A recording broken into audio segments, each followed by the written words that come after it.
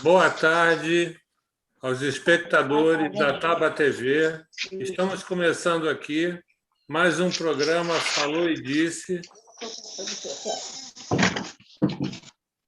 Estamos aqui, hoje é quinta-feira, hoje é terça-feira, dia 29 de junho de 2021, são exatamente 17h10. Estamos recebendo hoje aqui, eu e a minha parceira Helena Reis, que apresentamos o programa Falou e Disse, a presidente da Associação Indígena Aldeia Maracanã, a Marise Guarani, que também é coordenadora do Instituto de Saberes, que conta a história do movimento dos tamoios. Ela vai poder explicar isso bem melhor, e é bem mais do que isso que eu estou falando, certo? Então, também recebendo aqui o nosso amigo cacique Carlos Tucano, o Doitiro, é esse o nome? Está correto? Doitiro, da etnia Tucano, exatamente. Ele é presidente do Conselho Estadual dos Direitos Indígenas, o CEDIND. Sejam bem-vindos, Marise e Carlos Tucano. Sejam bem-vindos à nossa Taba também. Por favor, tenha suas palavras iniciais. Boa tarde. Muito obrigada, Leon. Obrigada, Helena. A todas as pessoas que participam da Taba, né? É bom estar aqui com vocês hoje para a gente falar um pouco mais sobre toda essa tsunami que está acontecendo na vida dos povos indígenas, né? Na verdade, essa tsunami ela tem 500 anos, né? Mas, em alguns momentos, ela é pior, né? Em várias épocas dessa história, né, de 500 anos, em alguns momentos ela foi mais tranquila, em outros momentos muito ruins. E a gente...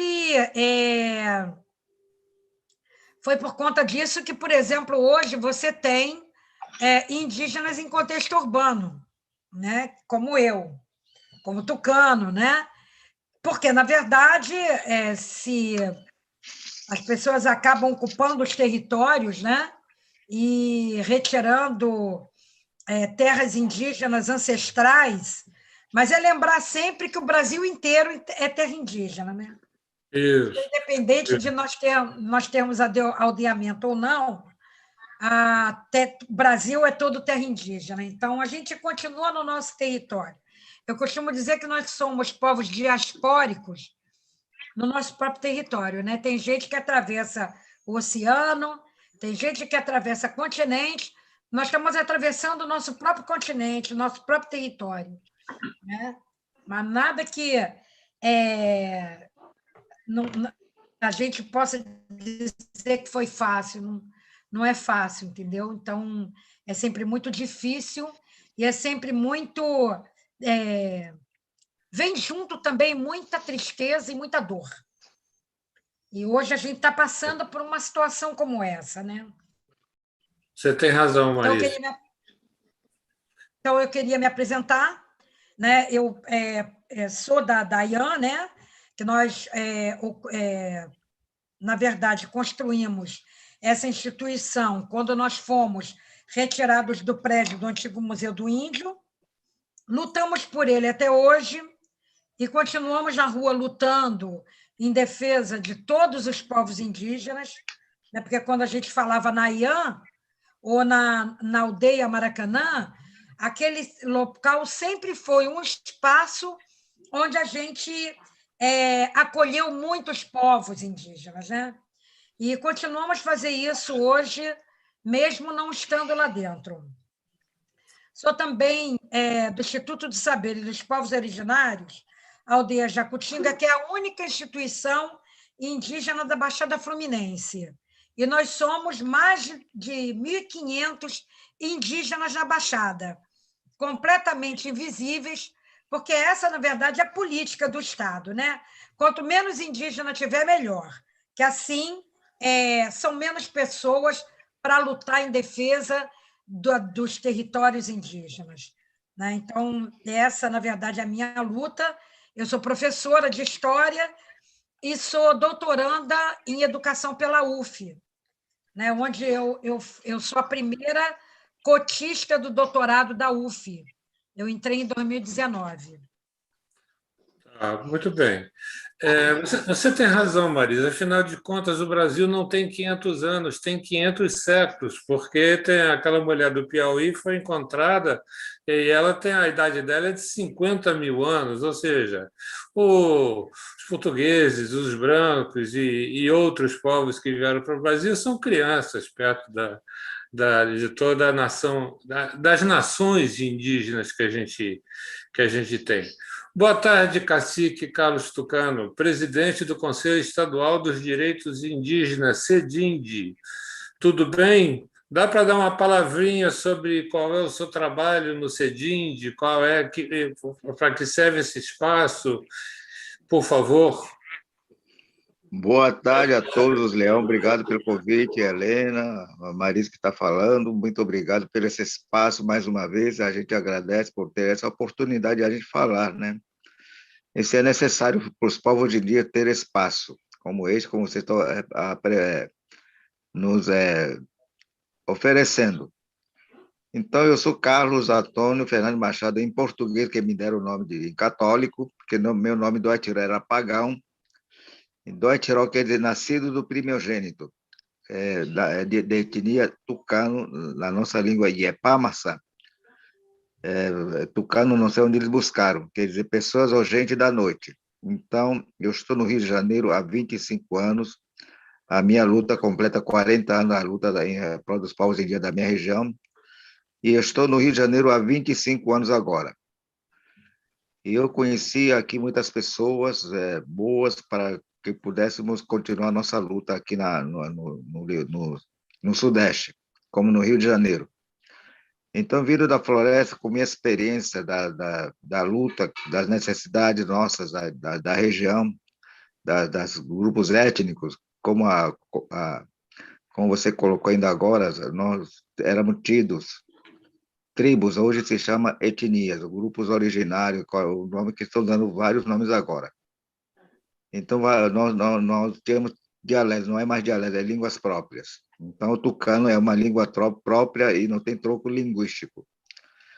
Então, chegando aqui no Museu do Índio, passei aqui no Rio de Janeiro, trabalhei alguns anos no Museu do Índio no Rio de Janeiro como educador indígena, recebendo e levando como instrutor das questões indígenas, da questão contemporânea, através do Museu do Índio aqui no Rio. Foi um dos processos que eu aprendi a lidar com o novo mundo, descortinando o novo mundo, né? Então, para quem vem das aldeias até chegar ao Rio de Janeiro, como grandes metrópoles, como Rio de Janeiro, São Paulo, Brasília, Belo Horizonte, são difíceis para a gente enfrentar esse mundo diferente para os povos indígenas. Hoje, contidos em contexto urbano, as pessoas que moram, os indígenas que moram em grandes, nas áreas urbanas, porque para o governo, os índios que moram em contexto urbano são índios que saíram das suas aldeias de origem indígena, que abandonaram e desertaram para as grandes cidades. Então, para o governo, não era bom se responsabilizar pelos índios que moram nas grandes cidades, nas favelas, nas comunidades, em outros lugares. Então, o governo tirou essa responsabilidade para não querer assumir esse papel dos povos indígenas em contexto urbano. Então, a nossa luta foi grande, foi necessário ter esse espaço, como a Marisa está colocando, a aldeia Maracanã, foi uma das primeiras lutas que a gente buscou para termos um espaço próprio. O que é uma aldeia Maracanã? A aldeia Maracanã é uma luta dos momentos que criou no Rio de Janeiro. Já que os indígenas, no contexto urbano, mesmo que veio das aldeias, não tem uma referência nas grandes cidades. Não tem espaço, não tem uma universidade, não tem centro institucional para representar os povos indígenas. Então, é necessário a gente lutar pelo próprio espaço nosso, aqui no Rio de Janeiro, ou qualquer outro centro urbano de São Paulo. Então, é necessário. Isso. Eu vou aproveitar para poder fazer uma pergunta. Eu vi um título de um livro que eu achei tentador fazer essa pergunta. quem eram os tucanos antes dos brancos. Antes dos brancos chegarem, como os tucanos habitavam aonde, quais eram as características culturais mais gerais dos tucanos. Espera só um instante. Então, houve uma impressão aqui. Então, é necessário a gente ter esse espaço. Então, a Aldeia Maracanã, a Associação Indígena Aldeia Maracanã e o CEDINDE, Conselho Estadual de Leis Indígenas do Estado do Rio de Janeiro, foi uma das conquistas nossas, da nossa luta. Então, é o fruto do nosso sacrifício, da nossa disposição para os povos indígenas. Como dessa criação, a Associação Indígena Aldeia Maracanã é uma representação jurídica hoje, como diriam os nossos irmãos Guarani, coisa de Juruá, precisa de muita burocracia para a gente passar, né? Então, institucionalmente, representa os povos indígenas em contexto urbano, e o Conselho Indígena do Estado do Rio de Janeiro, que representa os povos indígenas em contextos urbanos e aldeados hoje, para a gente discutir frente a frente com o governo, através das suas instituições. Então, esse é o nosso objetivo hoje, como a Maria está colocando, estamos no tsunami agora, para a discussão da questão dos povos indígenas, questão de terra, saúde, educação e políticas sociais indígenas. Então, esse é o nosso papel, de trazer essas questões que atingem as problemáticas dos povos indígenas, seja na floresta ou em contexto urbano. Então, esse é o nosso papel aqui, de frente a frente, discutir com vocês e levar essa mensagem nossa para o Brasil e para o mundo. É importante. Muito obrigado. Eu vou falar mais depois, tá bom? Muito obrigado, Leão e a Helena. Tá bem? Abraço. O entendimento que eu tive da aldeia Maracanã é que ela também faz um acolhimento de diversas nações indígenas, diversas etnias que cheguem na cidade grande, né, na cidade, né, e esses acolhimentos significam dizer que tem índios de todos os lugares, inclusive não sendo do Brasil, na verdade. Vocês fazem um acolhimento bem amplo. É verdade isso? É verdade, sim. Quer responder? É verdade, sim, até porque essa formação de Estado Nacional ela tem pouco mais de 500 anos. Né? Foi quando se formou pela primeira vez um Estado Nacional, foi Portugal. Né? Precisava de um rei forte para poder barrar as invasões mouras. Né?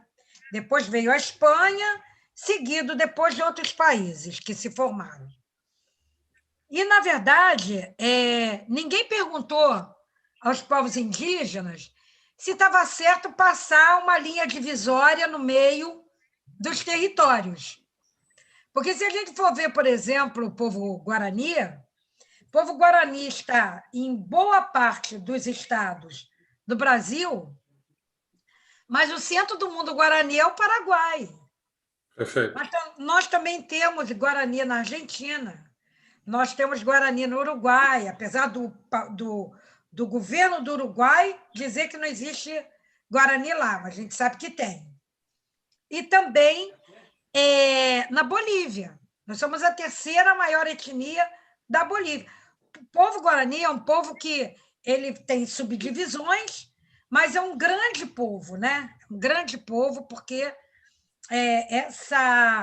esse pensamento da Iuí-Maraí, que é a nossa terra sem males, faz a gente caminhar. É caminhando que a gente produz a vida e o conhecimento. Fala de novo isso. Fala de novo essa palavra e o significado. Bonito, fala. Iuí-Maraí. Isso é Guarani mesmo.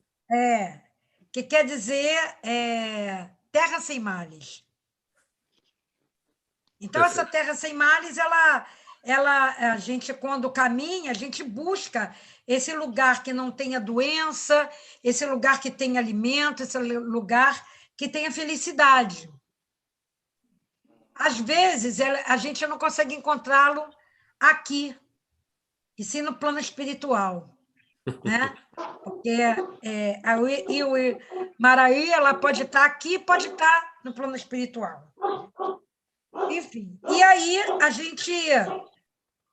Outras etnias também, como os Axaninca, os próprios tucanos, né? Também são povos que estão em vários territórios, né? Que são da América, e ninguém nunca disse para a gente: vocês acham que a gente pode dividir o território?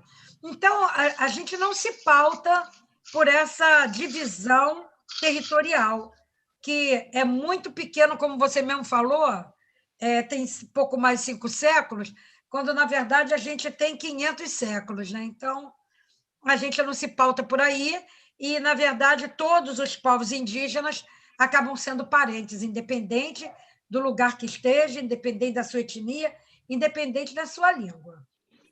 Muito bem. Antes de eu passar a pergunta para a Helena, queria lembrar aos espectadores do programa Falou e Disse para poder se inscreverem no canal do YouTube e darem um like, ok?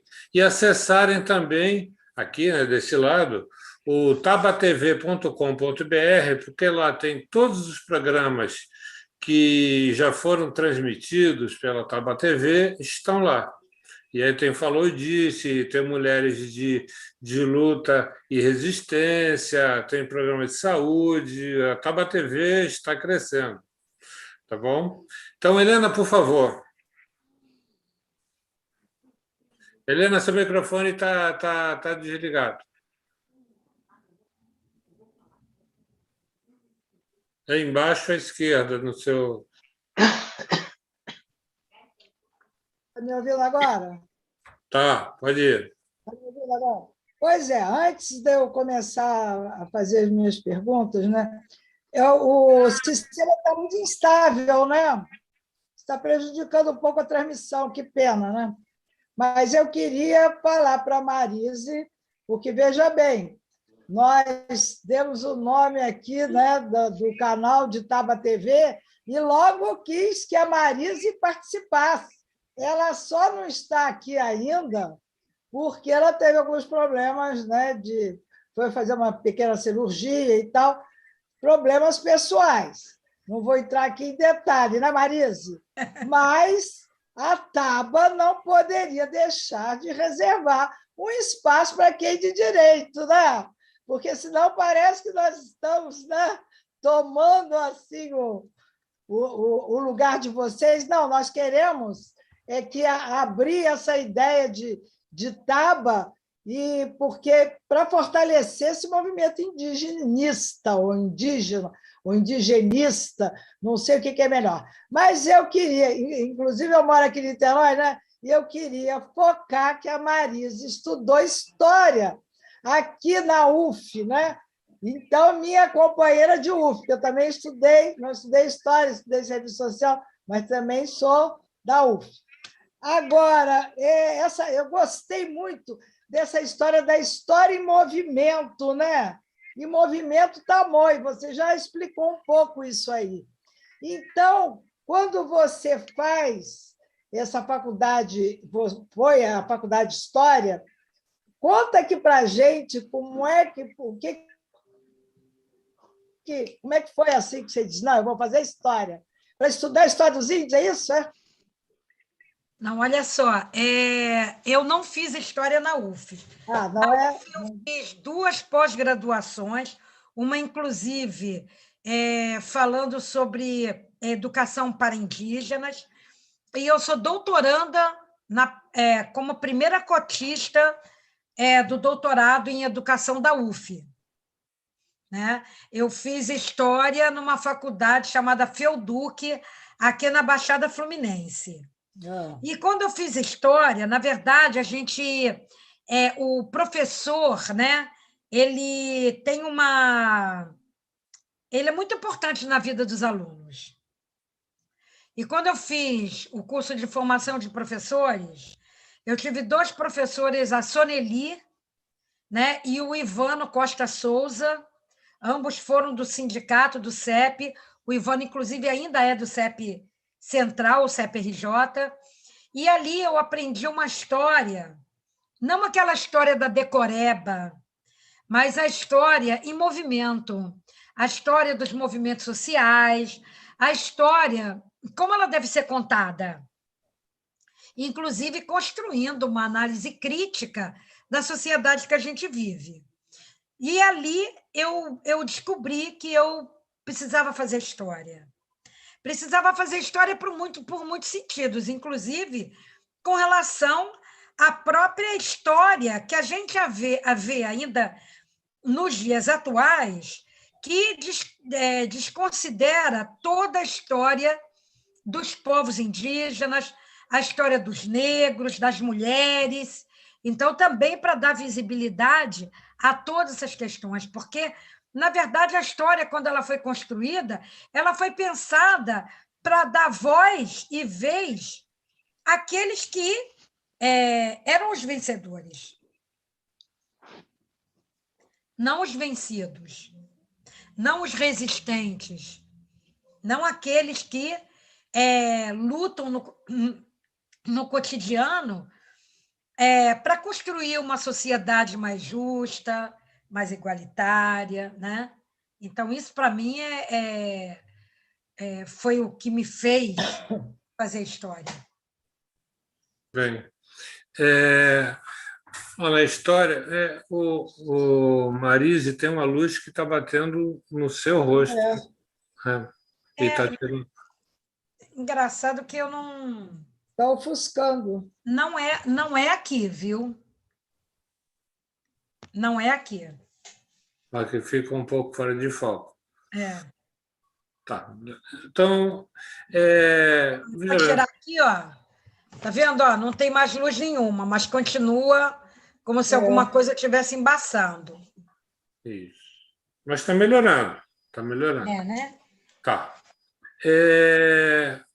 Com relação à questão cultural ainda, daqui a pouco eu vou entrar no assunto que nós queremos entrar, que é esse povo do PSL que anda invadindo a aldeia de vocês e também o ato de amanhã, tá ok? Mas eu queria insistir numa pergunta, que é o seguinte: quem eram os tucanos antes dos brancos? Ocupavam, entendeu? Isso era o que? Era do Rio de Janeiro? Qual era a característica mais básica dos tucanos? Do ponto de vista mais geral, você pode falar, Marisa? Não, eu acho que quem tem que falar isso é o do Etiró. Ele é tucano. Eu sou Guarani. Então, quem eram os tucanos antes dos brancos chegarem? Eles habitavam aqui no Rio de Janeiro? Dá para dar uma ideiazinha para a gente, o Cacique? Bom, Leão, os tucanos antes do branco, porque lá, como foi doutrinado pelos missionários católicos, né?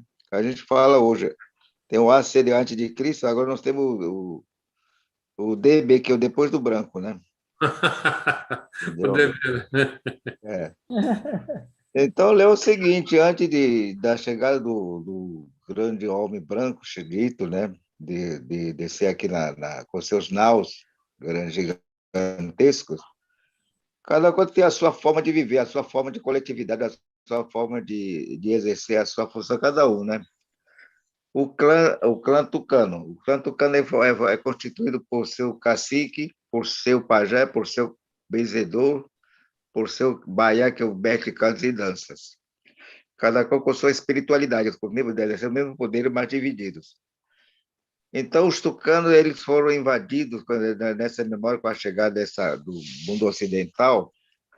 Nós tínhamos a nossa história, a nossa passagem de rito de passagem, que a gente costuma falar, troca de saberes, a perpetuação, já que nós não tínhamos a escrita, a documentações fotográficas, então tudo era oralidade. Então nós viemos de longos lugares, como no Rio de Janeiro, que é o Lago do Leite, que é o Opecão de Itarém Tucano.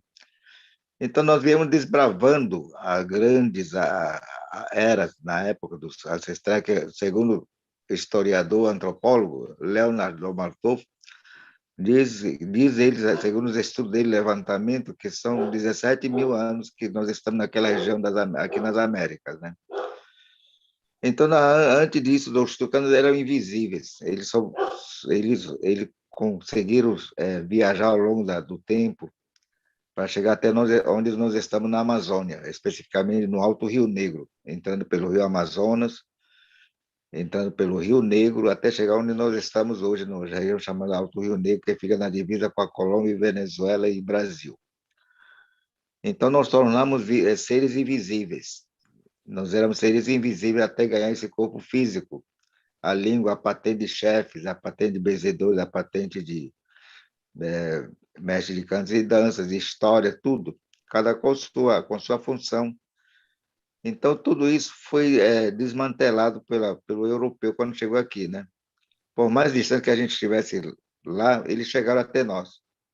Mais distante, chegaram como um ponto de lança, foi como se tivesse jogado a flecha muito longe. Chegaram até nós. Então, a partir do momento que, como está sendo colocado aqui, 500 anos, 5 séculos, ou 500 séculos, como a Maria está colocando, então começou a se mesclar as nossas ideias, o nosso modo de viver, a nossa forma de viver. Então, nós tivemos que pagar caro as nossas vidas, em nome da fé, em nome da etnia, tudo virou etnia agora, étnico, etnocídio, etnolínguas, tudo étnico, tudo é étnico. Então, nós éramos constituídos, antes desse mundo chegar, até nós éramos constituídos do vegetal, o nosso corpo, de água, que é o nosso sangue, o ar que nós respiramos, que entra nas nossas narinas e nossos ouvidos, e até se transformar em corpo de ser humano.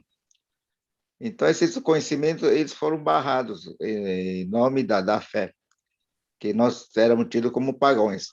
Então, tudo isso foi extinto. Então, essa foi uma grande tristeza que eles passaram por essas tragédias. Então, estamos hoje aqui, depois dessa chegada do homem branco, que nós chamamos de percação, que nós chamamos de percação de homem branco, né? Que chegaram homens diferentes da nossa raça étnica de tucano, do Daceá. Então, eles eram altos, gigantescos, barbudos, peludos, pareciam homens macacos, né? Que nós não temos esse tipo de forma de físico. Então, nós tivemos essa interferência. Quando fala de mesclagem, a gente já sofreu esse tipo de mesclagem. Ideias nossas já foram interferidas. Modo de vida, modo de ser, modo de educação. Então, até pagamos muito caro, como eu acabei de falar, em nome da fé, em nome da educação, em nome do patriotismo. Em nome da pátria, eram os militares, em nome de Deus, eram os missionários, eram o ministro de Deus. Então, passamos por essa fase dificílima. E quando eu falo também, quando a gente entrou no tempo, nós não sabíamos se iríamos sair vivos ou mortos, ou machucados. Alguns de nós saímos machucados, outros morreram no meio do caminho. Então, hoje nós carregamos hoje a espinha atravessada nas nossas gargantas, feridos. Nós temos as marcas do tempo. Então, essa foi uma forma muito difícil para a gente debater e combater o que a gente chegou a ter, porque eles já vieram tudo armado culturalmente, fisicamente. Então, isso foi difícil, porque nós não tínhamos essa forma de viver, de individualismo. A nossa coletividade acabou, porque nós vivíamos numa grande casa chamada Iepabe Casa Sagrada. Nós vivíamos mais de 15, 20 famílias, mais de 300, 400 pessoas numa oca gigantesca. Então, nos individualizaram, batizaram com o nome de Carlos, de Joaquim, de José, Maria, Auxiliadora, todos os nomes bíblicos. Então, passaram a formar as nossas casas individuais, onde cada qual vivia da sua casa separado, não era mais coletividade. Porque as nossas ocas gigantescas eram tidas como onde a gente nascia, vivia, crescia e morria.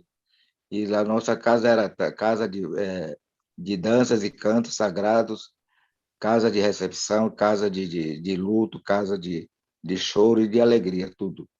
Tudo isso um dia acabou a nossa vida, o nosso modo de viver, a nossa calma lá. Então, tudo isso foi dramático para nós, povos tucanos.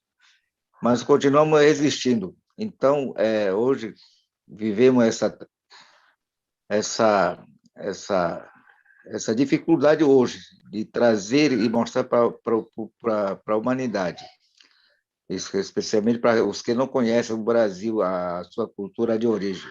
Porque, como eu sempre costumo falar, sempre ficamos às margens da história. Então, os tucanos são bastante lutadores, grandes políticos indígenas, na forma de ser, não de individualismo, mas de coletividade. Hoje temos agora a nossa luta, por mais longínquo que seja, nós temos o nosso espaço que conquistamos. Conquistamos por ser indígenas, porque só o índio sabe o que ele quer, como qualquer doente, o doente sabe onde dói nele. Então, estamos assim, quando o tucano chora, o leão, ele chora alto, porque ele está com problema seríssimo, para o governo ver as pessoas que possam socorrê-las. Assim continuamos a nossa luta, por mais que longe a localidade seja. Então, nós conquistamos de criar nossas instituições indígenas. Em 87, nós criamos a Federação das Organizações Indígenas do Rio Negro, a FOIRN. Criamos essa forma de reivindicação porque nós não éramos ouvidos pelos governos que passaram por lá, que não, às vezes nem chegavam até nós. Então, nós tínhamos que mandar cartinhas, um ofício que não obtínhamos respostas. Então, a luta foi árdua até que conseguimos chegar até ele. Então, dissemos assim, o governo, nós precisamos disso, assim, assim. Então, hoje temos uma forma de falar, não da forma como ele fala, como índio bárbaro, como índio que anda com pires na mão. Justamente criamos essa mesa de diálogo, justamente para não andar mais de pires na mão. Então, queremos uma coisa séria, já que você tem essas políticas suas, então, para que você possa nos atender. O que é atender? Demarcar nossas terras, atender a saúde, a educação, porque a nossa educação é muito ruim até lá, Leão. Que a educação que nós temos lá ainda é muito precária, porque nós não temos profissionais que estudaram em boas universidades. Boas universidades que a gente sabe, que eu conheço um pouquinho, só tem em Brasília, no Rio de Janeiro, São Paulo e Belo Horizonte, Curitiba, que lá não temos quase nada. São coisas que chegam até nós, são precaríssimas. Difícil, porque por ser a floresta, não tem acesso difícil, comunicação na época era muito difícil. Com essas nossas conquistas, nós começamos a obter o meio de transporte um pouco mais rápido. Nós temos hoje a tal de telefone, chegou o celular, chegou a internet. Então, temos essa facilidade de comunicar hoje. Quando eu falo também, Leão, quando eu digo o índio pode ter que acompanhar a tecnologia, porque se não acompanhar, ele vai morrer sem conhecer como nossos antepassados. Ao longo dos tempos, nós temos aprendido um pouco, adequar com as formas da cidade, para que possamos sair do exótico, do índio pintado, cheio de cocar na cabeça, colares, arco e flecha, borduna, tacapes. Então, nós temos que aprender também a acompanhar essa tecnologia. Isso é necessário para a gente continuar sobrevivendo, senão a gente vai acabar extinto para sempre, como aconteceu com os demais grupos étnicos que existiam aqui no Brasil. De 1.200, hoje só estamos com 306 etnias no país, com 986 mil ao todo aqui do país, menos de 1 milhão. Dos 5 milhões, fomos reduzidos a isto. Assim, nós éramos a nossa coletividade antigamente, hoje, cada qual na sua individualidade, cada qual com a sua casinha, cada qual com o trabalho, não tem mais aquela coletividade que a gente chamava de mutirão. Então, cada qual tem a forma de viver. Então, nós queremos que os governos que passam de 4 em 4 anos possam olhar também para os povos indígenas. Que a vida do índio também tem que ser olhada com carinho, de forma respeitosa, não de maneira preconceituosa. Ele disse que semana que vem já deve estar aqui. Então, isso que a gente vem lutando. Então, eu acredito que possamos conseguir muito mais. Assim, nós éramos os tucanos. Tá? Muito bem. Então, essa é a minha forma de ver, a minha visão hoje. Por isso que eu estou na cidade do Rio de Janeiro. Quando as pessoas vêm aqui, quando me veem aqui, já me desanimaram. Tucano, você tem que voltar para a sua aldeia. Você aqui, você não tem parente nenhum. Se você morrer aqui, você vai morrer como um indigente. ninguém vai chorar por você. Quando você voltar para a sua aldeia, todo mundo te conhece, vão chorar por você, vão fazer seu velório, mas aqui você não tem ninguém. Já me desanimaram, mas eu não me desanimei. Então, muita gente queria, poxa, você é um herói, para estar aqui igual vivendo onde está muita gente que você não conhece ninguém realmente, não tem seu parente, que não tem ninguém que fale sua língua, sua forma de ser. Mas isso me fortificou bastante, Léo. Hoje veio, cada dia que para mim é um desafio. Mas eu não desanimo, aos 25 anos que eu estou aqui, eu aprendi muita coisa como forma de tratar, como forma de adequar, não desfazer de ninguém. Então, de forma respeitosa que eu vejo as pessoas. E também aqui chegando, eu vi o modo de viver aqui nas grandes cidades, de modo que tem discriminação e preconceito. É uma coisa muito ruim para os povos indígenas. Então, essa é a minha visão. Bem. Ayun. Olha, eu estou achando muito interessante o que o nosso amigo Carlos Tucano está dizendo, hein, o Leon? E eu queria também falar um pouquinho, que foi o motivo dessa nossa reunião hoje, dessas nossas entrevistas aqui, né? Essa história de botar fogo nas ocas, e a começar a Cupixaua. Eu queria até que vocês, eu não sei se Marise ou Tucano, qual de vocês gostaria de falar o que aconteceu, porque eu conheço a Oca lá no Parque Lage, um espaço maravilhoso, interessantíssimo, porque é exatamente o que o Carlos está dizendo, né? Vocês chegam numa cidade grande como o Rio de Janeiro, e as pessoas só acham interessante o índio porque tem cocar. Aliás, Marise, eu ia perguntar por que você não veio com o teu cocar, porque eu também já estou contaminada por isso, porque eu adoro o cocar também ver, né? Então, a gente fica fascinada pelo cocar, mas não é legítimo isso, querer só associar o índio ao cocar. Então, você fez muito bem de não ter vindo de cocar, mas eu lamento, porque eu já estou, né? Foi cooptada pelo cocar. Mas isso aí é uma brincadeira que a gente faz para aliviar até a emoção do Carlos, porque eu sei que o Carlos falou, e há uma grande emoção por parte dele, e eu acho que quem estuda um pouco de história, eu estudo também, gosto muito da história, e você veja, quando os índios vieram para cá, quer dizer, quando o branco veio para cá, e que encontrou os índios aqui, a primeira coisa que fez foi trazer padre para eles terem uma outra religião, quer dizer, sem considerar a religião indígena. Isso é um absurdo total, é uma falta de respeito.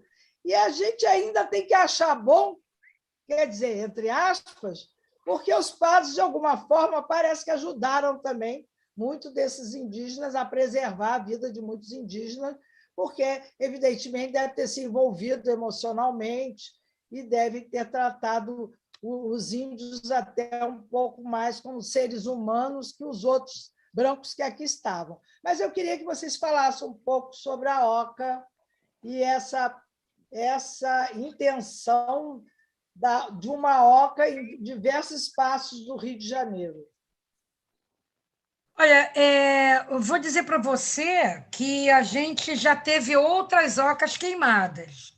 Por exemplo, aqui em Duque de Caxias, nós fizemos uma oca, que inclusive o Carlos Mink esteve aqui fazendo no dia da inauguração, num território ali ao lado da Felduque, e ela só durou 15 dias. Gente!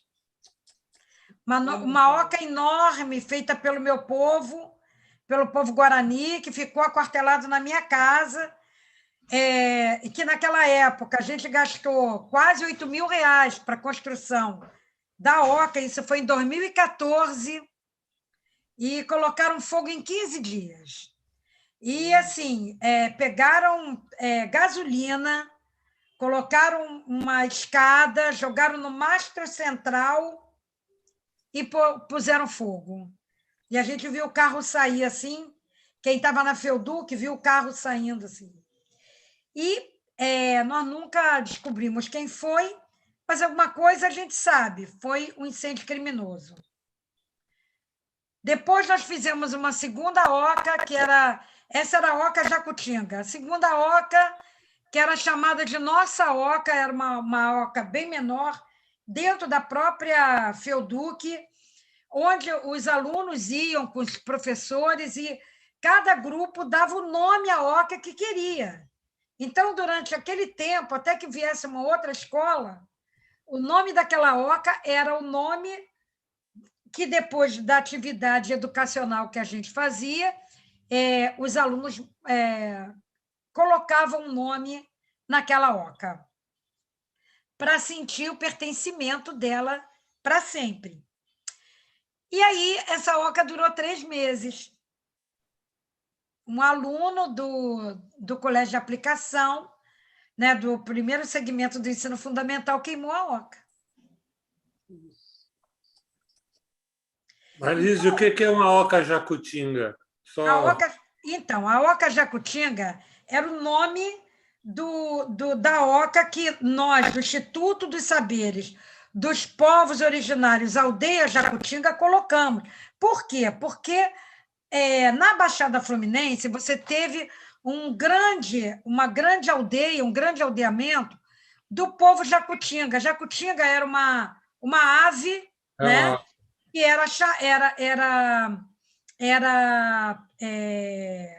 para o povo de língua tupi, era considerado uma ave sagrada. Então, deram o nome daquele povo de Jacutinga. Ela ficava ali em Belfor Roxo. Então, tinha aquela oca, aquele grande grupo. Então, quando nós fizemos essa instituição aqui, nós fizemos primeiro porque Duque de Caxias tem vários lugares aqui em nome tupi-guarani, né? A começar pelo 3º distrito de Caxias, que é em Bariê. E é água, um Bariê ruim. Então, se você furar um poço lá em Bariê, você vai ter uma água ruim, uma água saloba, uma água que não é própria para consumo. Se você for... aqui você tem Itatiaia, né? Você tem aqui do lado Magé, que é Iri Magé, primeiro homem do povo tupinambá a pisar o mundo, né? Você também tem a Vila Inhomirim, você tem Vila Guapimirim, você tem vários lugares aqui na Baixada que estão no tronco tupi-guarani. Então, nós resolvemos dar esse nome, até porque nós temos um sambaqui aqui, que os professores se organizaram e conseguiram garantir comprar um lote, e lá foi feito o Museu Vivo do São Bento, porque foi tudo destruído, era um sambaqui imenso, foi todo destruído desde a época do Tenório Cavalcante, né? E a gente achou que deveria ter uma instituição que mostrasse que a população indígena ainda existe dentro do Rio de Janeiro e dentro da Baixada Fluminense. E aí nós demos o nome em homenagem ao povo Jacutinga.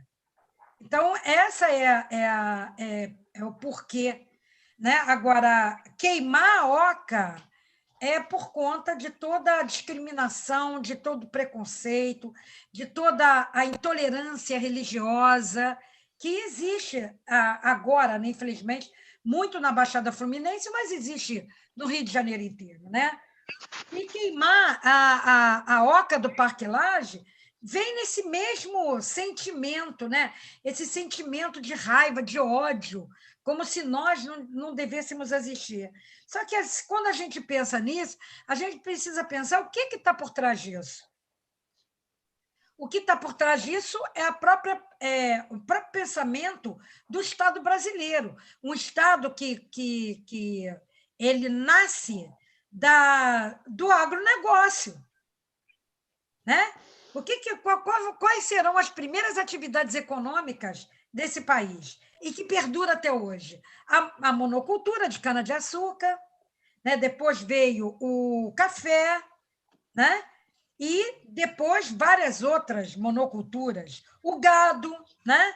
Então, na verdade, esse povo que chegou aqui, que invadiu esse território e começou a estabelecer essa tsunami que o mundo indígena sofre até hoje, olhou os donos dessa terra como o entrave ao progresso, e é progresso entre aspas, porque esse é o progresso da morte, né? Quando você destrói biodiversidade, quando você destrói várias farmácias, né?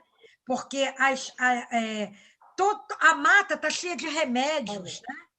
Então, quando você destrói isso tudo, você está destruindo a vida do planeta, né? Você, por exemplo, quando você queima a Amazônia, você está destruindo o direito das pessoas terem, por exemplo, chuva. Porque uma samaúma, por exemplo, coloca 1.000 litros de água por dia na atmosfera. Uma samaúma. Você imagina quantas samaúmas existem na mata amazônica, né? Isso sem contar todas as outras plantas. Então, quando você fala sobre esse ódio vem daí. Esse ódio vem daquilo que eles não querem, que é o respeito à população indígena, o respeito aos territórios, o respeito, inclusive, à biodiversidade desse país, né? A gente tem que ver agora essa falta de água que está assolando o centro-oeste e o sudeste. Pode olhar por onde passam os rios voadores, né? E como é que eles estão sendo destruídos? Pela queima da floresta. Então, é isso. Isso tudo envolve esse ódio e a vontade de nos exterminar. Você está falando algo que eu estou pegando, vou pegar um pouco da palavra do cacique Carlos Tucano, que é quando ele falou que os índios precisavam os povos indígenas precisavam, na verdade, se adaptar e também utilizar uma série de tecnologias. Isso é interessante. Juntando com o que a Marisa acabou de colocar agora, eu diria o seguinte: os brancos precisam também adquirir uma tecnologia que só existe nas culturas vivas. Perfeito?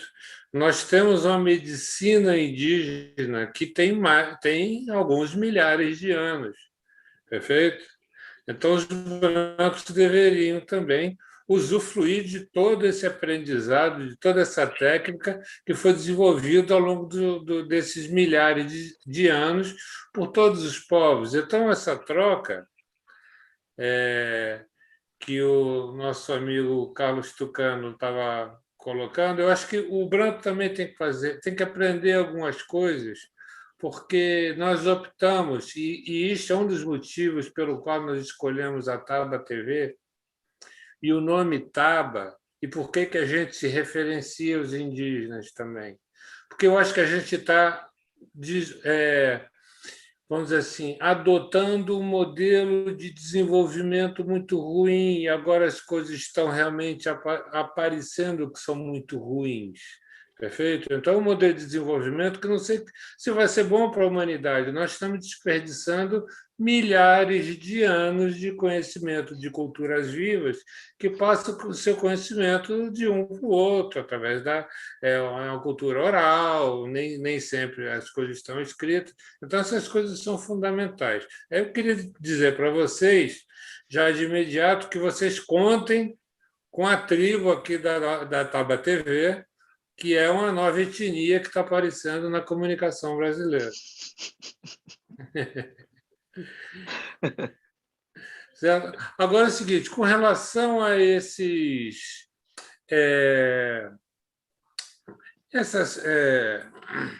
tem alguns deputados que estão perturbando as aldeias de vocês. E vocês entraram, pediram para a Alerj, inclusive, para se posicionar com relação a esses deputados. Que dentro desse ódio todo, Marise, eu acho que o ódio é só o instrumento. O que existe nesse negócio é um oportunismo enorme para se roubar e expropriar de quem é mais frágil. Perfeito? Como os povos indígenas viveram em paz durante tanto tempo, não tem um aparato para poder fazer um enfrentamento com esse povo todo. Então, esses caras que são do PSL, se não me engano, andaram invadindo a aldeia e vocês pediram o posicionamento da Alerj com relação a isso. Fala um pouquinho sobre isso, em que pé ficou isso? A Alerj fez alguma coisa? Se posicionou? Olha, o que foi que aconteceu? Nós fizemos o primeiro ato, a Alerj estava fechada, ainda estava em recesso. Foi a primeira vez que eles foram lá. Protocolamos, entregamos a documentação, o documento desapareceu. Então, nós fizemos um segundo ato, depois, quando a Alerj tinha voltado. Só que a gente tinha uma cópia, né? Do que foi feito, e nós protocolamos novamente a cópia do documento. Esse documento foi tramitando até o gabinete da Marta Rocha. Nós tivemos notícias até o gabinete da Marta Rocha. Depois disso, ele simplesmente não tramitou mais, aí veio a pandemia, né? E agora a gente aguarda a abertura, né? Para que a gente continue cobrando, né? Porque o que você coloca é verdade mesmo. Todo esse ódio, toda essa construção de qualquer repulsa com determinado grupo, isso vem a partir do interesse econômico. Se vocês forem olhar, por exemplo, a questão do Lázaro, que acaba de ser morto, quem é que estava por trás do Lázaro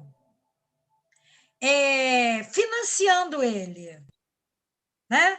Fazendo com que ele estabelecesse o medo, a insegurança.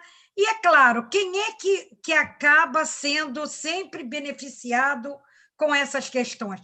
Os fazendeiros, as fazendas.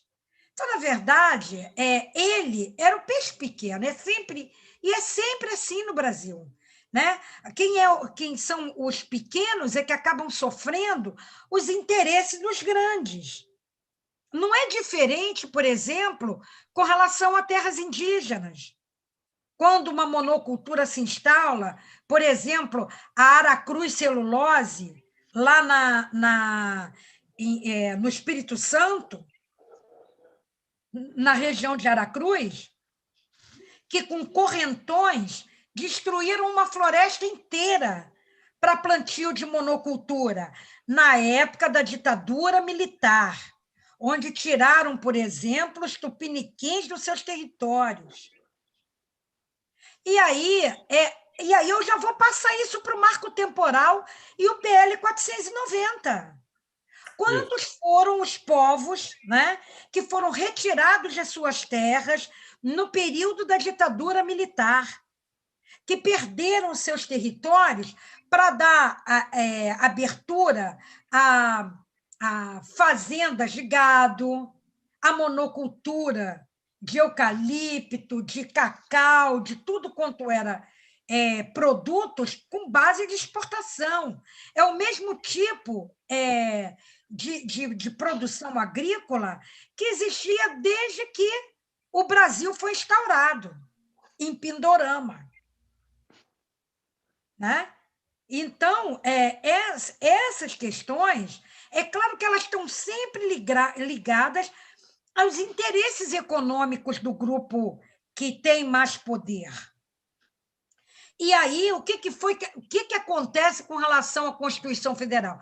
A Constituição Federal vem, o povo indígena se organiza, consegue garantir um capítulo que coloca que as terras indígenas têm que ser demarcadas até em 3 anos, e já se passaram mais de 30, e tem ainda juiz sentado em cima de pedidos de demarcação que são embargados,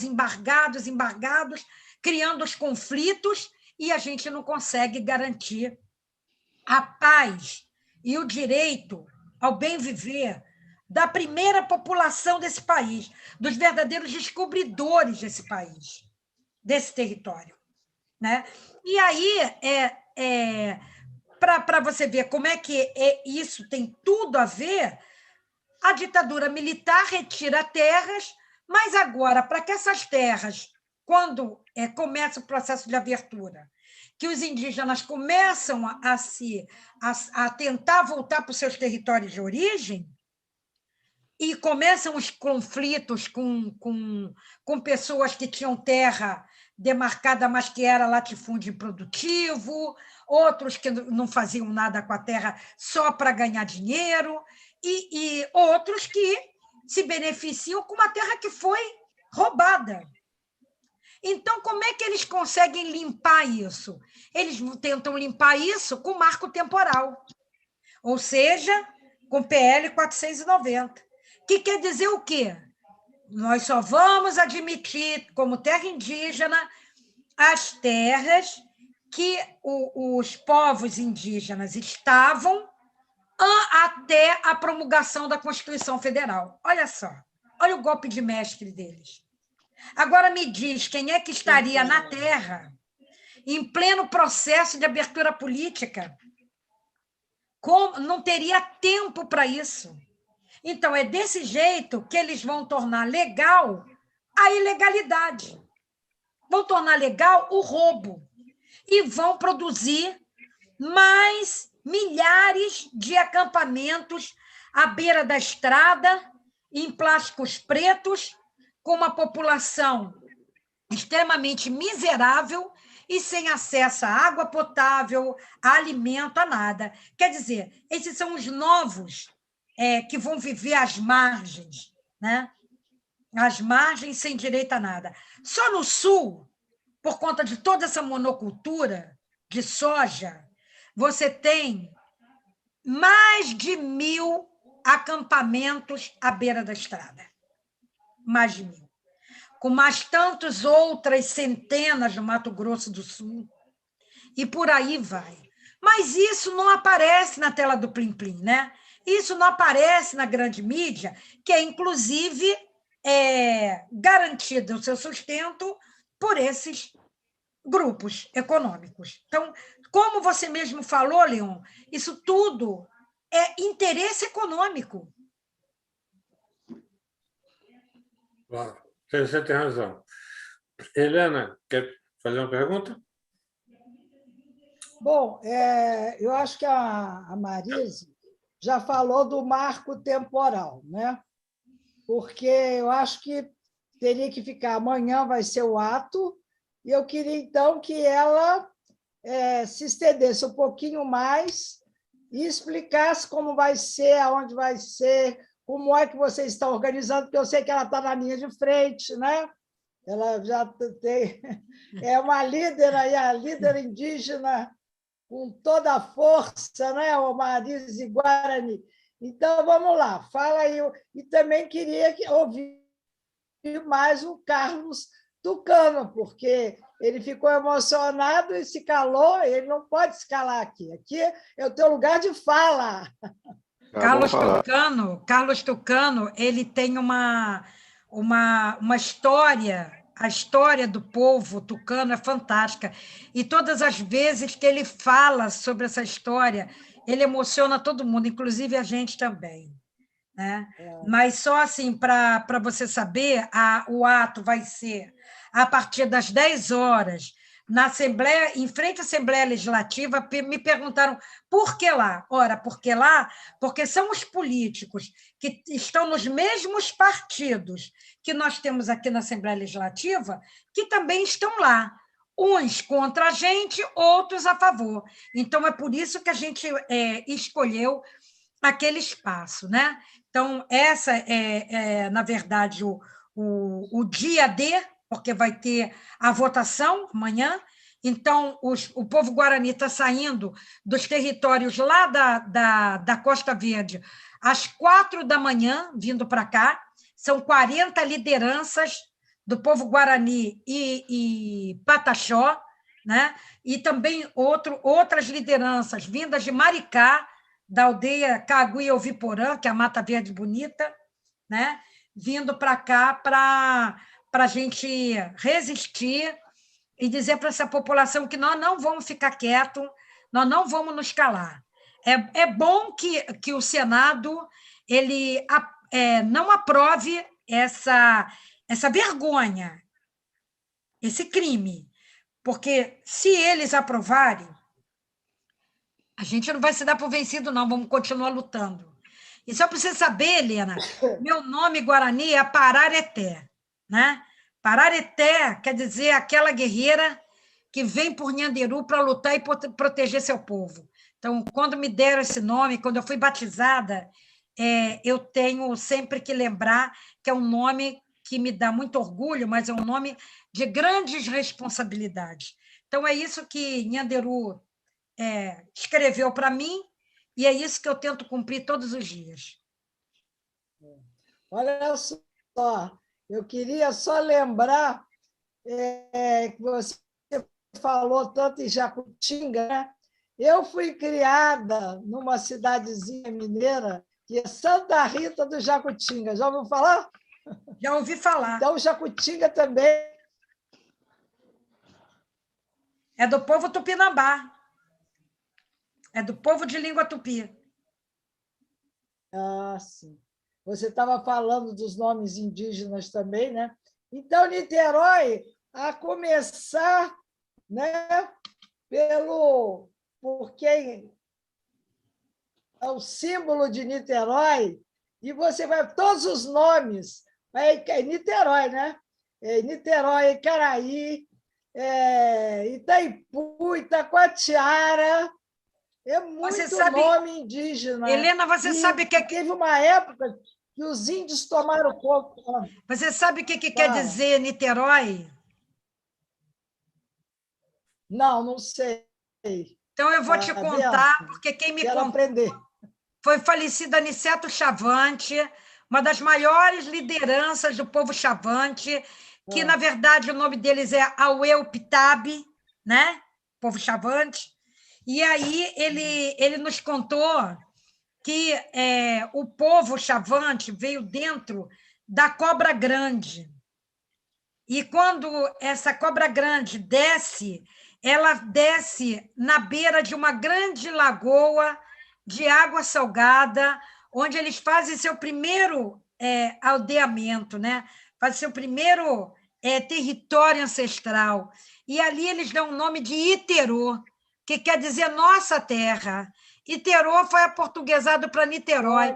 Eu falei isso numa aula de educação lá na UF, e ninguém, no doutorado, e ninguém sabia, nem professores, nem alunos, as pessoas que moram em Niterói não sabem que, na verdade, o povo Chavante, o primeiro território deles é ali.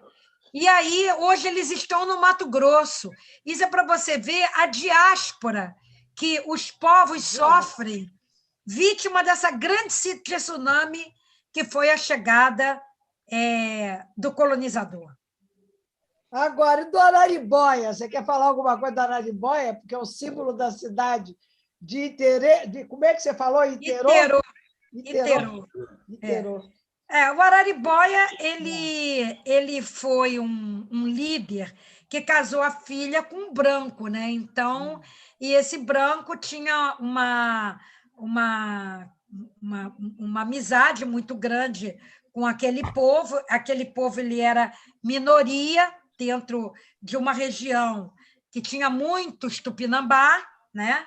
E eles eram inimigos. Então, quando o Aimberê vai construir a grande confederação dos tamoios, porque tamoio não é uma etnia, tamoio é quando os brancos chegaram, os tupinambá disseram tamui.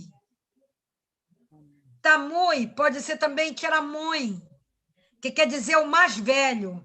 É aquele que você tem que respeitar, porque para nós, nossa cultura, os mais velhos, eles são as bibliotecas vivas. Eles têm uma sabedoria, né, ancestral, uma sabedoria de todos os anos que eles passam no mundo para entender esse mundo e tudo aquilo que eles receberam dos seus ancestrais. Então, todo diferente dessa cultura aqui, que acha que velho tem que ser jogado fora, a cultura indígena respeita o mais velho, né? Então, quando os tupinambá olham para os brancos, eles dizem, tamui, quer dizer, eu sou mais antigo aqui, você tem que me respeitar, né? E aí, os portugueses vão aportuguesar isso e chamar de tamoios, aos tamoios. Não existiram tamoios, existiram povos tupinambá que disseram para eles, olha aqui, me respeita, que eu estou aqui primeiro e eu sou o mais antigo aqui. Eu queria aproveitar aqui agora e dizer o seguinte, dos nossos ouvintes, tem aqui o Paulo Moura, que já colocou aqui no chat um bracinho aqui de força e resistência, a Yara Nassarala, que se auto-intitula Sou Yara Nhambiquara, a Geisa Correia, Matheus Henrique Nassarala, Eliane Cruz, Paulo Moura, são todas pessoas que estão aqui no nosso chat participando. Estão mandando um grande abraço a todos os participantes, aqueles que estão no chat ou que estão apenas ouvindo. Queria lembrar que, para poder vocês irem lá no canal da Taba TV no YouTube, se inscreverem, dar um like e passarem lá pela tabatv.com.br, onde vocês vão encontrar todas as entrevistas e todos os programas da Taba TV. Helena, quer falar mais alguma coisa? Nós estamos chegando ao final, a gente podia já fazer um certo desfecho aqui. Isso aí, eu queria convocar a Marisa para quando ela terminar. Eu sei que a agitação não termina nunca, né, Marisa? Mas você aí no espaço da Taba, quem sabe você criava coisas aí para criança também, contando histórias, porque eu acho que para a gente voltar a ter essa referência na nossa cultura, a gente tem que começar da base, tem que começar de baixo, quer dizer, do pequenininho, né? Contando as histórias.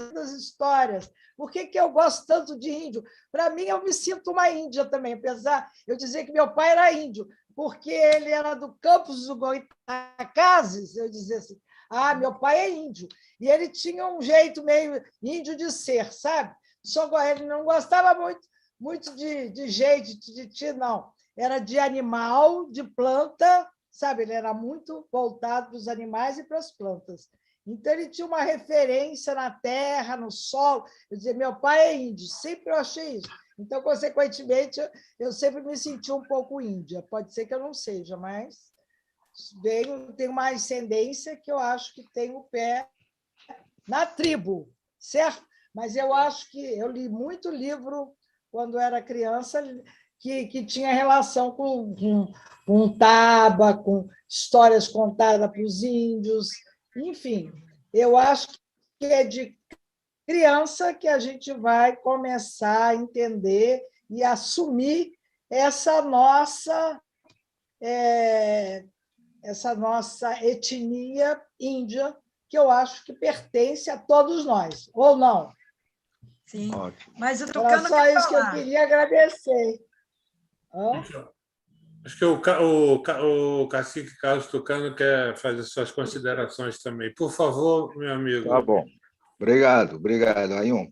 Bom, para dar meu recado também é o seguinte, já que a Bahia está falando sobre o 490, o PL 490, Isso. as conclusões que eu também cheguei aqui no Rio de Janeiro, da minha chegada aqui, eu cheguei a uma conclusão, porque nós temos uma diferença política no norte do país e aqui no sul, sudeste do país. Quando a gente se reúne para conferências e eventos grandes para falar sobre os povos indígenas, aqui nós temos no sul-sudeste pessoas que se aglomeram, chega para a conferência para apoiar os povos indígenas. São estudantes, os que não conhecem a realidade dos povos indígenas, porque praticamente você não vê mais o povos indígenas que existiu aqui no sul-sudeste, maior parte. Aqui no Rio de Janeiro, os Tupinambás já foram extintos há séculos, segundo os historiadores, porque eu homenageei os Tupinambás nesses últimos anos, desde Jacarepaguá, São Conrado, Barra, Glória, onde eles tiveram enfrentamento, onde eles foram suspeitos de ter matado o Estácio de Sá.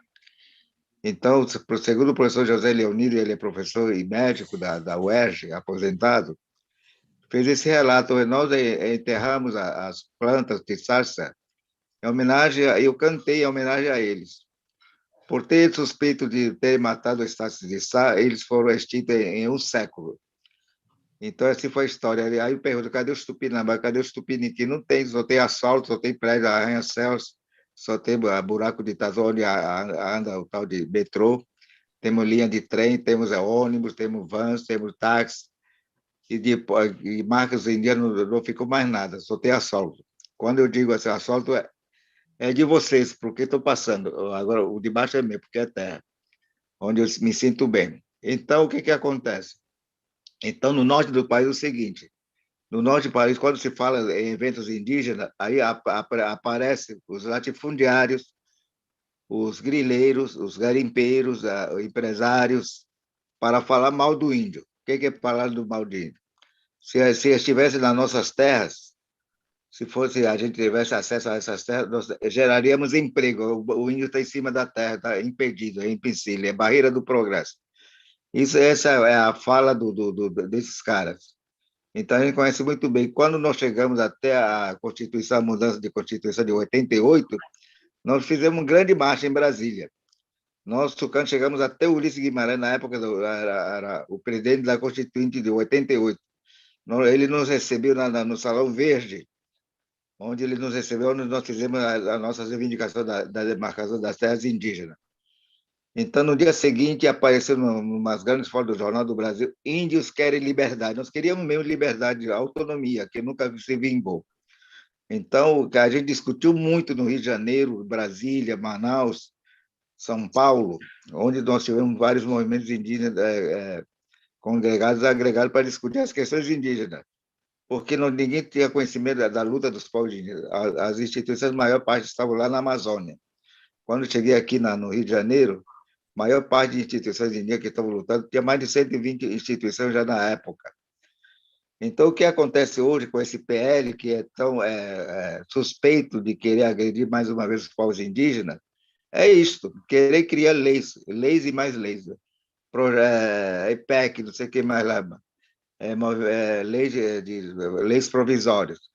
Então, leis que nunca acabam. Então, como eu fui doutrinado e evangelizado, diz que tem 10 mandamentos da lei de Deus. Essa lei nunca mudaram, não sei se já mudou, entendeu? Aqui toda hora se muda. Então, fica muito ruim essa política do governo brasileiro em relação aos povos indígenas. O que eu quero alertar também, mais uma vez, essa liberação, essa flexibilidade que eles chamam, de liberar a mineração nas áreas indígenas. Isso vai ser o final dos povos indígenas, vai ser a extinção final dos povos indígenas, porque vai virar o tal dito inferno, o fogo.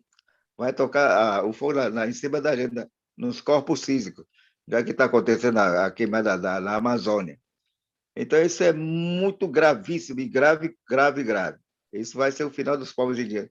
Liberou, quem que vai entrar? Os garimpeiros já estão fazendo a plateia dele lá com os mundurucus, queimando as ocas, matando, dando tiros. E os próprios ministros do governo hoje estão já mandando as bandeiras de lei, bandeiras boas para fora. São todos suspeitos. Então, o que acontece? Então, eu participei também no ano retrasado, no ano passado, aliás, no retrasado, no primeiro ano do governo Bolsonaro, lá no Instituto Cervantes, no Consulado da Espanha, governo na era do Bolsonaro, como as terras indígenas, da demarcação das terras indígenas. Ninguém queria falar. Então, eu topei e fui lá. Na mesa estava eu, representando os povos indígenas, tinha o mestre Pereira Gomes, antropólogo, ex-presidente da FUNAI, na era do Lula, e tinha os representantes da UFMB, IBAMA e de universidade. E eu falei, realmente, o governo está praticando o que ele prometeu de fazer na época da campanha. E ele disse que não ia demarcar terras indígenas, nenhum centímetro, retificando, nenhum milímetro. Isso que ele falou. Então, o que tem de minério do subsolo era de todo mundo. O índio precisa viver também e tem que liberar. Então, fazendo isso, ele disse que estaria dando uma melhor vida para os povos indígenas, dando casa, dando carro, não sei o que mais. Isso não é isso que vai resolver a vida dos povos indígenas. Vai ser pelo contrário, ele vai acabar com os povos indígenas. Vai acabar que não tem mais. Então, essa promessa é muito gravíssima que ele está cumprindo, o que ele está fazendo com essas terras indígenas, que ele está prometendo. Essa pauta que eu vi esses dias da aprovação na Câmara, de 40 dos ruralistas, a votação contra 21. Então, os ruralistas são cheios de empresários milionários, biliardários, de mal intencionados. Daí eles vão envolver os outros empresários de nível forte, que são os garimpeiros. Garimpeiros são nada menos que são fugitivos da justiça. Conheço essa história. Eu já convivi esse drama na minha região, em São Gabriel da Cachoeira, onde eles invadiram nossas terras, no Içana, nos Tucanos, no Yanomami, no Pico da Neblina. É terrível a gente conviver. Quando foi mencionado ainda agora pela construção da Transamazônia na época, na nossa região foi estendida a tal de Perimetral Norte, onde chegaram vários militares, várias empresas de construção, como a EITEI, Queiroz Galvão, DNR, LASA e muitas outras companhias que chegaram até nós. Chegaram solteiros e estupraram nossas irmãs, estupraram nossas primas, nossos parentes, apontando facas, apontando revólver na casa das mulheres. Isso foi uma coisa terrível para nós. E mais uma vez que a gente está passando por esse problema do PL 490, que está sendo pretendido pelo governo, isso vai ser um assassinato. 490, esse PL se chama assassinato, crime, que não vai ser pouca coisa, vai ser muita coisa para a comunidade de povos indígenas. Eu vejo nesse aspecto, vai ser um crime, um crime que está sendo assinado pelo Congresso Nacional. Vamos ver o que os ministros do Supremo Tribunal Federal vai fazer o que é amanhã, o STF. Então, esperamos que ele tenha consciência, coloque a mão no coração para dar a vida para os povos indígenas. Depende deles agora. Se eles aprovarem que vai a favor do governo, esse vai ser o final dos povos indígenas. É um capítulo que não vai ter fim. Vai ser uma briga na prática, a nossas vistas. O que a gente vai fazer? Então, esse é terrível. O que vai acontecer nesse país, se for aprovado. Esperamos que o Nhanderu e a Pauaca, o Maucini, nos proteja, entendeu? Então, essa é a nossa preocupação dos povos indígenas. Eu digo isso pela própria experiência, pela própria vivência. Eu não estou contando historinhas, isso é uma coisa prática que eu vivi e vivo. Então, é uma coisa que é uma coisa real. Então, para que o povo brasileiro tenha essa preocupação em relação aos povos indígenas, nós queremos a ajuda de vocês, da sociedade em si, como aconteceu na luta pela aldeia Maracanã, no Rio de Janeiro. Nós fomos expulsos no dia 20 de março de 2003 da aldeia Maracanã. Era uma luta que a gente vinha fazendo justamente para que houvesse essa forma de visibilidade, que a gente pudesse ter essa luta ao céu aberto, já que nós saímos das florestas, de outros lugares, para estar aqui ao luz do sol, para dizer para todo mundo quais são as nossas necessidades, quais são as nossas reivindicações. Isso estava bem claro, fomos bem claros, mas mesmo assim o governo nos tirou como se fôssemos marginais, bandidos. E até hoje ainda não temos assim uma coisa prática nas nossas reivindicações. Estamos esperando Faz anos já que nós saímos de lá, entendeu? Essa foi uma das lutas que a gente vem lutando em relação à política dos povos indígenas. Então, reunimos hoje, a Associação Indígena Aldeia Maracanã representa os povos indígenas do Brasil. O CEDID está criado justamente para que possamos discutir frente a frente com o governo. Então, essas são as necessidades, as nossas reivindicações, das dificuldades que a gente enfrenta nas grandes cidades, seja hoje na floresta, seja hoje nas grandes cidades. Porque se a gente não vê a cidade, eles vão até lá, levando falsas promessas, como sempre fizeram. Falamos de várias coisas dessa troca. Da troca, nós sofremos bastante prejuízos. No Brasil, 500 anos. A OMS, a Organização Mundial de Saúde, ela fez uma pauta dizendo que o Brasil sofreu com mais de 500 bilhões de dólares em relação às nossas ervas medicinais. Então, patentearam nossas ervas medicinais lá para o exterior, para a Europa, Estados Unidos e na Ásia. Até o nosso açaí foi patenteado lá no Japão. É isso que aconteceu. Então, as pessoas que não pensam, que não sabem, a gente recebe através em forma de comprimido, através de vacina, através não sei de queimados vegetais que foram transformados em pomadas. E não sabemos o que estamos passando. Se esse 490 PL for aprovado, vai ser pior do que a pandemia para os povos indígenas do Brasil. Então, é muito cuidado para nós estamos sob esse risco, mais do que essa pandemia que está assolando o Brasil e a humanidade, especificamente aos povos indígenas que não têm imunidade. Então, é isso que eu vejo assim, esse que vai acontecer amanhã, essas manifestações. Nós estamos fazendo essas manifestações com toda razão, com toda a dignidade, porque nós precisamos da dignidade de viver melhor. Então, eu vejo assim, ao redor desse 490 PL. Então, essa é a minha colocação em relação aos povos indígenas, em relação a nós, a sociedade, que nos tenha essa reivindicação atendida. Tá? Ayun. Muito obrigado, cacique Carlos Tucano. Vocês viram o cartaz que eu lancei agora para as pessoas verem? Marisa, eu pedi para poder você... eu vou botar esse cartaz de novo para as pessoas verem. Você dá só o panorama de como que vai ser isso amanhã, lá em Brasília, aqui no Rio de Janeiro.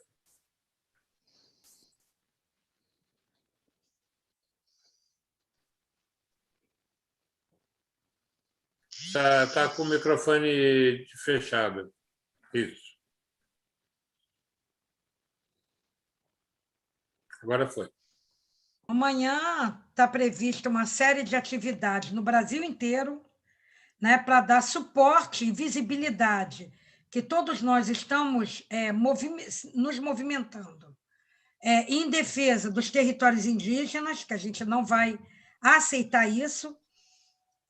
Aqui no Rio de Janeiro, nós vamos estar, a partir das 10 horas da manhã, em frente à Assembleia Legislativa, com carro de som, com atividades, vamos levar nossos maracá, nós vamos cantar, nós vamos dançar, nós vamos falar, nós vamos fazer com que a população carioca entenda quem somos e o que queremos. E, em contrapartida, dando suporte também aos nossos parentes que estão todos em Brasília. A gente se fala todo dia para dizer para eles que a gente está junto, que ninguém vai soltar a mão de ninguém. Pode dizer suas considerações finais também para os espectadores da Taba TV, primeiro já agradecendo, foi excelente a presença de vocês. Pela primeira vez, a nossa Taba agora tem representantes reais dos nossos ancestrais, dos povos indígenas, e vocês já estão convidados, e eu acho que a Helena já falou isso com vocês, de participarem regularmente da Taba TV. Vamos conversar isso depois com tranquilidade, para a gente montar um formato para que essa nossa Taba esteja muita gente aqui em volta da fogueira, entendeu? Nos vestindo para os enfrentamentos necessários. Por favor, Marisa. Eu quero agradecer mais uma vez a você, Leon, a Helena, pelo convite.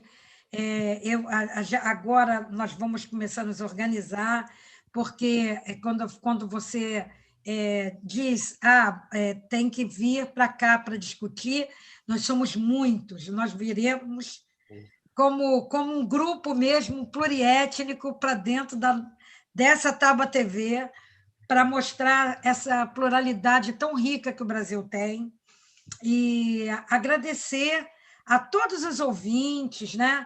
As pessoas que estão aí nos prestigiando, Gesa, minha grande companheira de luta, né?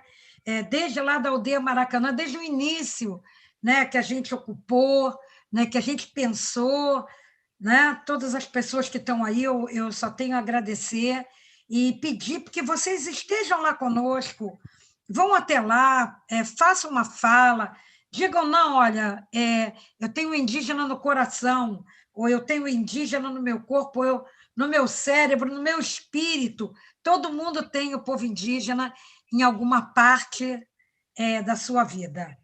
E aí agradecer e pedir a Nhanderu muita força, muita luz para todos aqueles que estão em Brasília lutando e para nós também.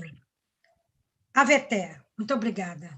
Helena, suas palavras finais? Só agradecer aí os nossos irmãos, né? Essa fraternidade que nós queremos explorar cada vez mais, né?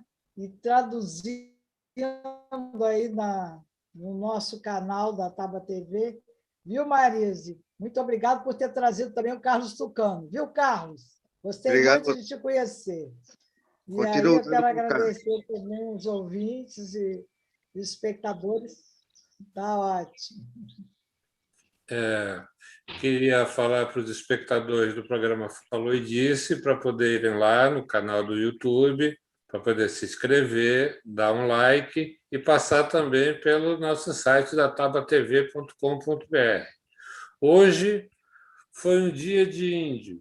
Hoje foi um dia onde nós, na verdade, trouxemos e vamos começar uma caminhada juntos. Eu acho que nós temos que, para a nossa própria vida, dar continuidade às culturas vivas. Porque se não fizermos isso, nós seremos zumbis no futuro, com certeza. Então, em busca dessa nossa ancestralidade e de tudo isso que a gente tem de brasilidade, de indígena, de tudo isso que a gente traz e às vezes não percebe, nós agradecemos a Marise de Oliveira e ao cacique Carlos Tucano pela presença na Tábua TV. Muito obrigado, obrigado pela assistência de todos e até o próximo Falou e Disse. Um grande abraço.